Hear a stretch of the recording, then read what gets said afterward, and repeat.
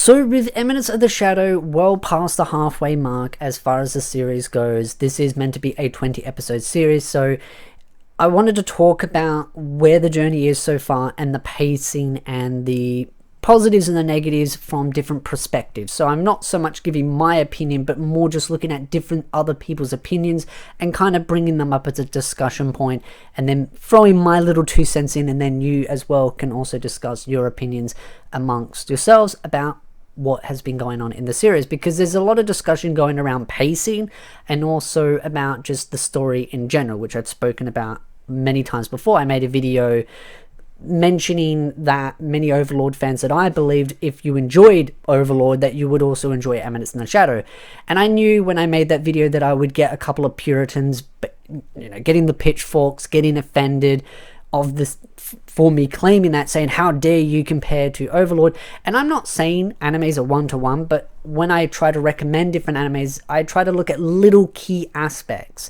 And one of the things that always kind of struck me that was kind of had like some correlations to Overlord was that kind of silly, outlandish power fantasy that it is. Irons is just outlandishly powerful. He kind of goes on this, as I like to say, the theatrical of pretending to be this overlord and ruler, which he is actually, even though he's trying to pretend it and he's getting books, reading up, trying to basically role play this role out. He is living that role out, and he has those that worship his every word that comes out of his mouth and interprets things in the most outlandish ways. Very similar to Eminence in the Shadow. Of course, there are going to be differences. It's never going to be a one-to-one, but I just feel like many Overlord fans would love Eminence in the Shadow for some of the fun, outlandish things it has. Of course, I knew mentioning that in a video that would upset some very easily trigger-happy people that see Overlord as some sacred, holy relic. This coming from someone that's read all the light novels, including the Japanese releases, and all the side story stuff that's been bonusly released in Japan. I've read my Overlord many times, so I find some of those fans to be a little bit unproductive, because I love Overlord and I also really enjoy Eminence in the Shadow as well, and I've been reading the light novels for Eminence in the Shadow, and I just think it's a really good series. But I will say there is one big difference between the two, and that is the pacing as far as the anime goes, because Overlord was always like 13 episodes per season, and it would cover 3 volumes each season, which, to be honest, with how detailed and thick each volume is, it's not necessarily a good thing, especially with the new season. With Overlord Season 4, they did skip a lot of stuff in the Shao-Tia redemption arc, which I wasn't particularly happy about because I was really looking forward to that. But with Eminence in the Shadow, they are going through this with a fine comb, taking piece by piece by piece. Now, of course, there's always going to be subtle little things that are never going to be one-to-one. That is just inevitably going to happen. But I do feel like the anime has done a very good job at following the light novels very closely, just piece by piece by piece. Now, of course, there are going to be manga fans that are like, oh, but the manga version is better, and oh, the anime should have been based on the manga because it was funnier. At the end of the day, the anime was going to follow the light novels because the light novels is basically the web novel. Of course, there's always going to be subtle little differences and changes because a web novel is more used as a sort of like an exoskeleton, kind of like a blueprint, and then the light novel is kind of like the final version with the tweaks and everything being put in. So yes, there has been some notes in an interview where the author did mention that the first episode of the series is from volume 4 but is taken from the web novel. But again, like I said, there are some things that are going to be taken from the web novel that will be identical, and there will be some tweaks and changes.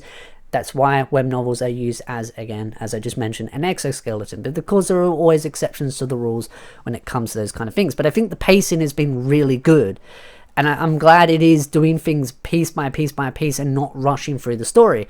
But I've seen many arguments of other people also saying that the story is too slow, and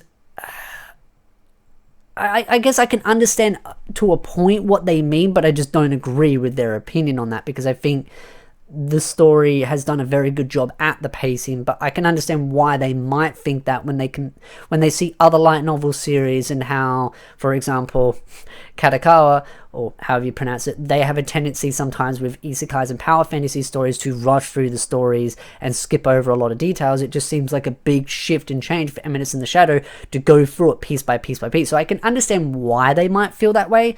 I just don't agree with that because I think the anime has done a really good job.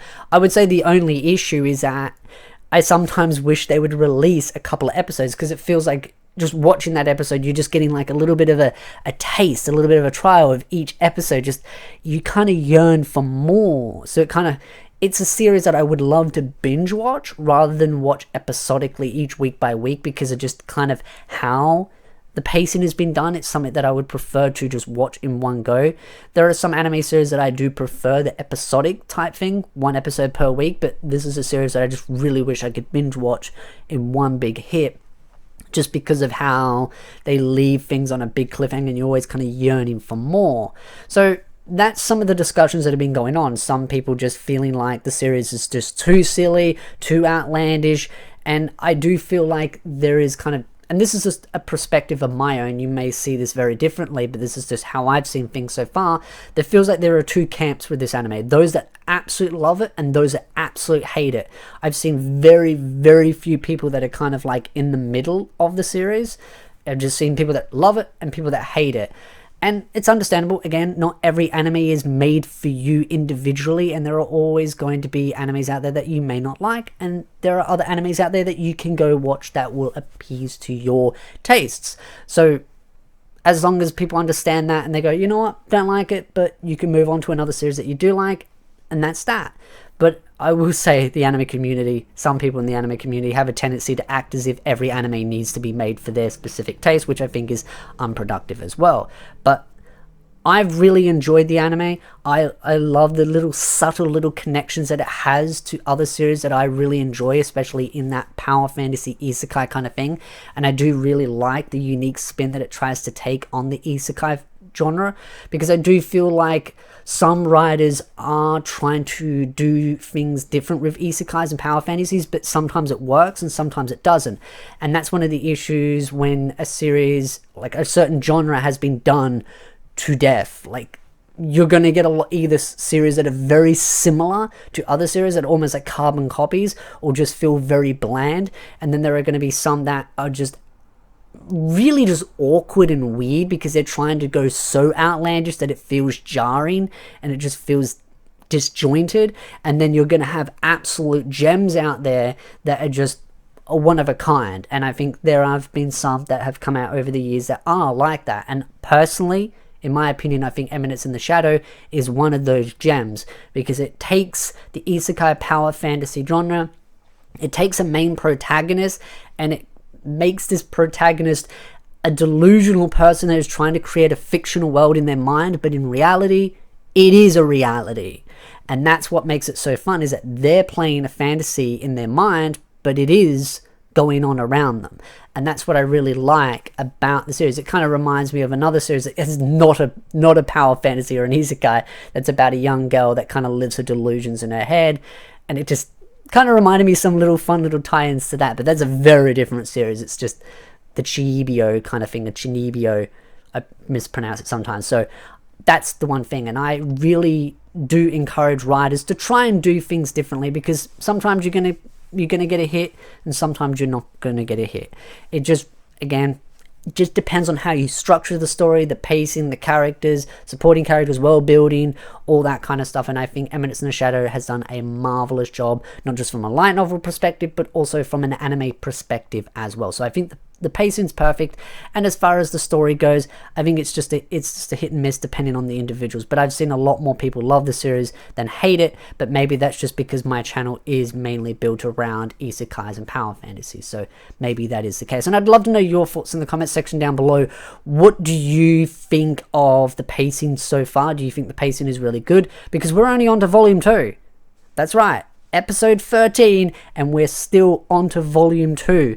And we've still got a bit to go through volume 2. So I'm very interested to see where the series ends, because there's still some source material, and volume 5 has just come out in Japan.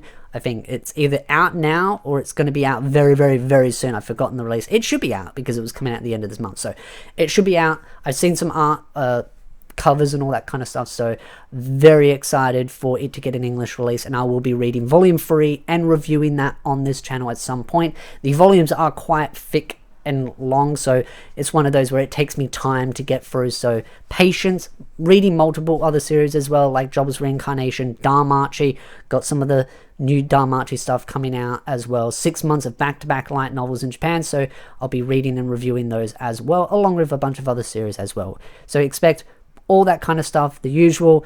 And again, love to know your thoughts in the comment section down below. But if you like this video, hit the like button, subscribe for more anime content, and I'll see you beautiful nerds in the next video.